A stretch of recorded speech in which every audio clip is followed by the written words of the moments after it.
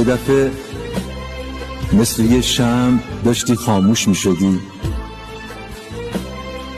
اگه پروانه نبود تو فراموش می شدی.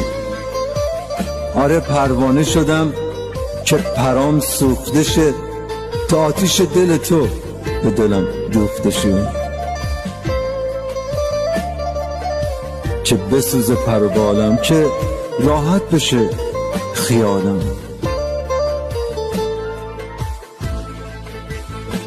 دارم از تو می نویسم، تو که غمدار نگات. اگه دوست داشتی بگو تا بازم بگم برات. اینقدر میگم تا خسته شم، با عشق تو شکسته شم.